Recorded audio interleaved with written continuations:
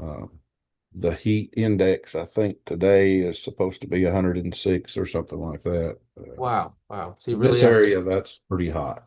It's And what's pretty. the humidity like? Yeah, that's the thing. The humidity stays up in the 80 percentile or more, and it makes it so miserable. So miserable. Looks, yep, we're on, Rabbi. So if you're in a rush today, no problem.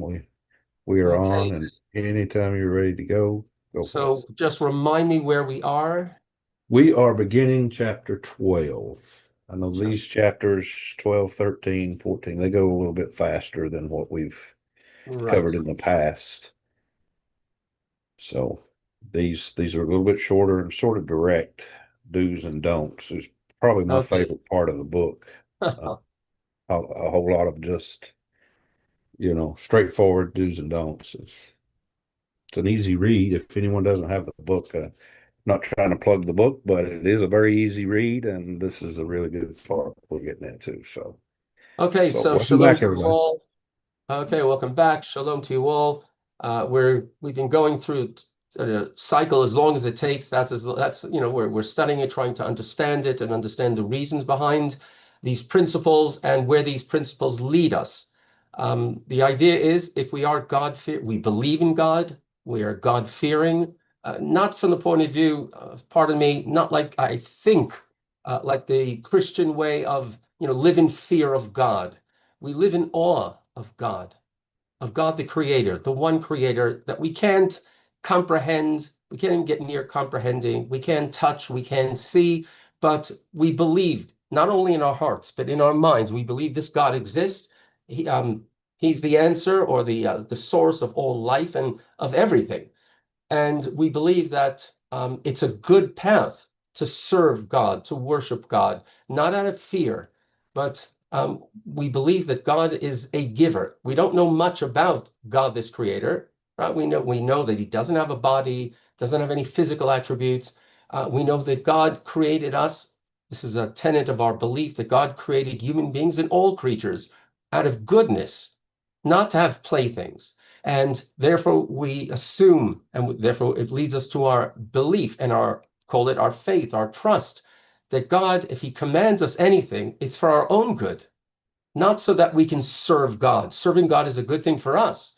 Of course, you could say that if we reflect or mirror a mirror image, we borrow the term that when a child behaves nicely and acts according to goodness, righteousness, honesty, helping others, um, then the parent is happy. The parent takes satisfaction. The parent is pleased. So we assume that that's sort of the way it works with Hashem, with God, the Creator.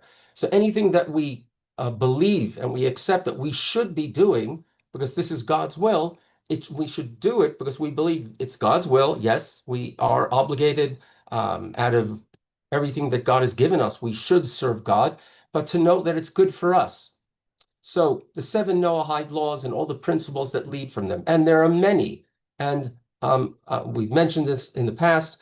I hope this doesn't worry anybody. It shouldn't be out of fear, but there's so much more. It's not just seven. Seven are just, if you want, the pillars that hold everything up, or that should be the general guidelines, the deep, profound guidelines. But from each one of those principles, not to murder, not to worship other idols, et cetera, et cetera. All those things are supposed to teach us, and we're supposed to expand on them. Our mentor here at the Noahide World Center in Jerusalem, Rabbi Oury Cherki, the way he puts it, and you must know that the Israelites, the Bnei Israel, the Jews, as we are called now in the Torah, we believe, and you read them, and you read them just the simple understanding in whatever language you want. Better to read it in the original Hebrew, but that there are many commandments, many laws for the Jews. That are obligatory, compulsory for the Jews, and we try to keep them. Those that apply to us in these modern times, and none of them have been canceled. Just there are some we can't complete them, we can't observe them if there's no temple. Many of the laws have something to do with the temple, not all of them. Many of them have something to do with living in the land of Israel. And when you harvest, leave for the poor, give tithes to the Levites, and give a gift to the priests. And there are many others like that. But we still have the basic laws. Many of them, every human being in the world should feel I should keep them. Laws of morality and of being an ethical human being, not to steal, be honest, don't tell lies, don't be offensive, help others, respect parents, respect elders. These are all, and not to steal. These are all things that, of course, any moral person should say, of course, I understand these things. And then, of course, as Jews, we also have rituals. We have to keep the Sabbath, and we keep it, observant Jews, we keep it strictly. And again, we do it, and we teach our children this, do it out of love. God commanded us, of course, to recognize God, the creator, who created the universe in 6 days, and 6th day he created human life. And the 7th day God rested and took stock and sanctified that day. And to remember that God commanded the Jewish people, the Israelites, already in the desert when they leave Egypt, that you should observe this day as a holy day, make it a special day. Therefore, we don't work, we don't paint, we don't draw.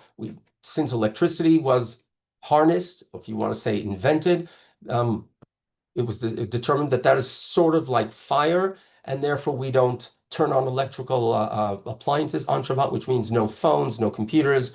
We don't turn on lights. We have special, if you need it, you have timers, things that modern technology has helped us make our lives easier. But these are all things we believe in. Myself and my wife, we've tried to raise our children, not out of fear, yes, awe of God the Creator. We owe God so much, but remembering that God is a giver. And God gave us these laws, and every human being, God gave us intelligence, gave us moral imperatives, a conscience that we know most of the time, we know what we should be doing, even if we tune it out or we block it out. Sometimes we need to ask when there are moral dilemmas. So God is a giver, and that's the golden rule. Therefore, we have to be givers. And God already blessed us, every human being. When you give, unless you've been hurt so much, or if we should be human beings that we should feel good when we give. It doesn't mean you have to give everything you have. You have to take care of number one. Yes, you have to take care of yourself. But when you have enough and you have a spouse, you have children, you have your parents, or you have your own children or grandchildren, you have neighbors, you have needy people around you, and you're a giver. And it could be on the bus on the way to work. It could be at the workplace. You see somebody is down. You give to them. How do you give to them? If it's appropriate, you put your arm around them and you hug them. It could be a virtual hug, which might be safer these days in the workplace. A smile, a kind word. That's all about giving. And God blessed us because when God, if you want, wired us, or our software inside us and our souls, in our hearts, it doesn't make a difference where it is, we get a good warm feeling, this cozy, cuddly feeling. And that's already part of the reward. And the problem is, I think sometimes of things that are shown on TV and the culture of TV, and there are, they make it normal they make it okay to be crazy or to be selfish or whatever. Now, we all have a selfish side, but it's not normal. It shouldn't be the normal. Yes, there are people out there, and there's sad people that feel and behave like that. We should be teaching our children normal is to be kind, is to be honest. Don't let people take advantage of you. Stand up for what's right. But normal is helping others. And we should always ask God for more and more blessings that we can hand out more, that we can give more. So Rabbi Cherki's way of putting it is, a Noahide, when they ask, so how many mitzvot, how many commandments do I have to keep? Oh, and it's usually the question stems from people feeling, I want to do more. The 7 aren't enough. The 7 are easy. I want to do more. Rabbi Cherki says, the supermarket of commandments, of mitzvot, as we call commandments in Hebrew, the marketplace is open. They're all stocked on the shelves. Walk down the aisles and don't feel you have to do them. If you're a Noahide, good person, you don't have to. But if you feel the need, you want to do more, okay. The proverbial supermarket, go on the internet. Go on Jewish sites that explain about the mitzvot, mitzvahs or commandments, the 613, that's the golden number. Nobody knows where the source for that is, but the sages say there are 613. Read about them. And if you want, ask for the ethical ones. If you want some rituals, so Google or whatever you say, ChatGPT or Gemini or whatever it is, or buy a book that has about them. There's some excellent books out there that you can read each and find out about these mitzvahs and choose the ones you feel you want to keep. You feel they're right for you. If it's not right for you, then okay, look for the next one. There are many out there, and it's better to start step by step, not take it as all one package. If you have faith, you trust, and you believe in a God the Creator that once is a giver and expects us all to be givers, look to do more, not less. Okay, so that's why we're finished with the 7 in the book, the Brit Shalom, the covenant of for peace. Let's call it covenant for peace, because we believe that more and more people that accept these 7 and look to do more will have more peace in the world. Humanity will see its will tap into its better side. So we've been through the 7. Rabbi Cherki now is adding on a few more in this book that he feels are for proper living as a Noahide. So let me try to share it on the screen. Let me see this. Yes, hopefully this week it'll work.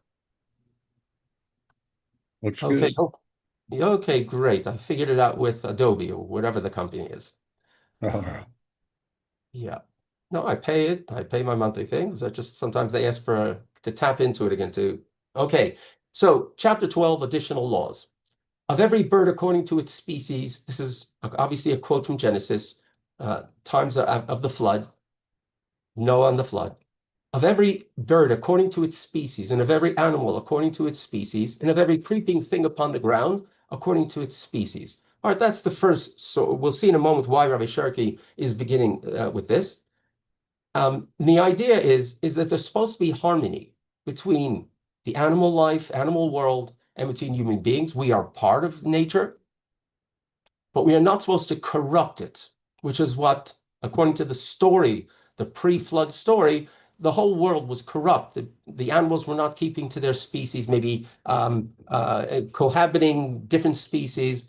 They can do what they want. They're not evil, but God expects a certain order. We believe also, at least there's a notion within Jewish tradition that if man is corrupt, then the animals will be corrupt.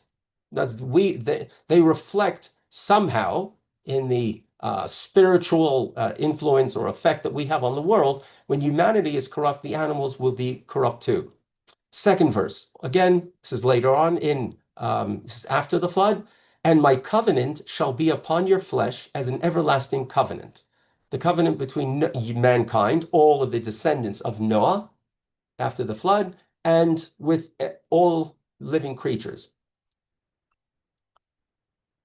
And they shall keep the way of the Lord, of Hashem, of Adonai, translated usually as the Lord into many languages. And they shall keep the way of the Lord to practice charity and justice. So this is already, if I'm correct, already in the times of Abraham, the first recognized monotheistic human being, who is, I think, Lord Sachs, former chief rabbi, may rest in peace, of the United Kingdom. He said, if you think about it, about half the world, and maybe more, are the spiritual descendants or spiritual followers of Abraham. Of course, Jews, Christians, Muslims, and maybe some people in the East too. I don't know enough, but they consider themselves, they are followers of the path of Abraham. And God loved Abraham, and Abraham heard the call and hearkened to the call of God when God says you have to get up and change things. And Abraham understood God, the one parent for all human beings, wants the children to behave and nicely towards each other. And so they shall keep the ways of the Lord to practice charity, kindness, and justice. Be kind to each other and practice justice. Be fair, honest. So these are things that all of mankind, all of humanity were commanded, right? This isn't just for the people of Israel. Aside from the 7 principal laws, the 7 Noahide laws or mitzvahs, Noahides were commanded to observe other laws as well. Now, it's possible, I'm sure you, Frank, our host, thanks again for organizing this, and possibly, I know I've been questioned about this or challenged by this. Usually Christians who don't have enough to study. They have to go and attack the Jews or the Jewish faith, which of course is the foundation, both for Christianity and for Islam. Where does the Torah say that there are laws for all of mankind? Mitzvahs, and you know better than I do. Paul, I think he was yes, he was definitely Jewish. He called himself a Jew, sometimes a Pharisee. He did away with all these commandments. And that's where Christianity was led astray, or the Christian faith took a bad turn. As far as I know, Jesus is quoted as saying, "I've not come to change the law." On the contrary, he was trying to get people to get back to the law, we assume. So where did it all go wrong? Why don't followers of Jesus, why don't they put on these black boxes, the tefillin on their arms and on their head, as I do every morning? Why do they eat pork? And I'm not saying you can't, but it seems that Paul realized, for whatever reason, he never met Jesus except in a dream. Again, I don't know much about these things, but he changed everything. And from there, it deviated and became a new religion, which, of course, then eventually had to stamp out the mother religion, Judaism and the Torah. So sometimes they'll ask me, so where does it say about all these laws? Now, I'll admit, and many, even Jews, learned Jews, say, yeah, it's in the Torah, the 7 Noahide laws. Not exactly. The laws are there. But where does it say that Noahides, that all mankind have to keep these laws? So first of all, recognize God does care. According to the Jewish faith, according to the Torah, God does care about all mankind and about all creatures. They're his creatures. They're his inventions. So God does care about human beings. And God did leave, or expect at least the Jews, to teach mankind certain laws. What are they? Okay, then we can start looking into it. The sages had their traditions, their masoret, their oral tradition that was passed down. But in these psukim, these verses from Genesis that Rabbi Cherki brought, you can see that in the Torah, in the Pentateuch, already in Genesis, it mentions that there's a covenant between God and humanity, which means all human beings. So we see already charity and justice. Those are positive, of course, things. And they're also justice, of course, don't corrupt the law. And you have to create a society and support and promote a society where people are treated fairly and justly, all mankind. And so we see that there is a covenant. Then we can now argue, okay, so what are these 7 laws? The tradition, we're not going to go into it right now, but the tradition is that there are the 7. And as I said, as Rabbi Cherki put it, the supermarket is open. Okay, let's continue reading. So after quoting these 3 verses, aside from the 7 principal laws, Noahides were commanded to observe other laws as well. Interesting, right? Rabbi Cherki is saying, oh, there are more than 7. Let's see. And again, it has something to do with the order of nature and of justice, of morality. Another a medieval rabbi, known as the Meiri, he said that any Jewish law, any mitzvah of the Torah that the Israelites were commanded, that has something to do with fairness and doing justice and morality, every human being understands, of course. Does anybody feel it's all right to destroy this world or to pollute the water or the air? No, we're doing it, let's say out of necessity. But I think we all understand it's God's world that he put us on gave us life, and that we can live and flourish and blossom on this, and to make humanity and all of every living thing. But so every human being understands, wait, I shouldn't really be corrupting. I shouldn't hurt other people. That's not right, even though, again, many people will justify it, even to hurt perfect strangers. So besides the 7 that are renowned, that everybody that knows about the Noahide laws knows, the 7, Rabbi Cherki is pointing out that there were other laws as well. So let's see. Let's bring just a few. Hybrids. It is forbidden to hybridize fruit trees and animals of different species. I mentioned this before about, there's supposed to be an order in nature. And human beings were given this world with the order. Nature has a certain order.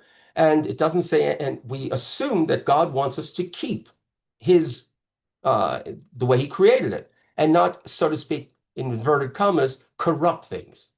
However, there is no punishment for doing so. In other words, it shouldn't be done, but there's no punishment because it's not one of the seven. And the fruit or offspring are permitted to eat or to use. Now, I can honestly say I'm not very familiar because, for instance, what about a nectarine? What about a peanut that I think were invented in the United States by George Washington Carver? I think he was a released slave, and good for him that he got an education, whatever, I think. But, and there are many other things that we graft from one fruit onto another tree. It's all right to try to maybe improve the species, let's say, of different types of apples, maybe. But to crossbreed between different fruits, it would seem that it's forbidden to do those things. Possibly it might be permitted between certain families of fruits. For instance, citrus fruits. Is it all right to try to crossbreed between, let's say, a grapefruit and an orange? I don't know. I don't know if that, or we have mandarins and clementinas. I'm not sure what is considered a hybrid and what is not, but we can understand that we have to trust and faith. If God, the creator, in God's, I can't even say the word, infinite wisdom, created the world in a certain way, then we assume that God wants us to protect. What, if you ask people, what were the first human beings, Adam and Eve? What were the commandments? What were the rules for them in the Garden of Eden? Most people just remember what? Not to eat from the tree of wisdom, Eitz Hadat. They can eat from all the other trees, but not from the Eitz Hadat, the tree of knowledge. But before that, it says that God placed them in the Garden of Eden, le'ovda, I'm using the Hebrew words in Genesis and Bereshit, le'ovda u'leshomra. Le'ovda means to develop it, to cultivate it.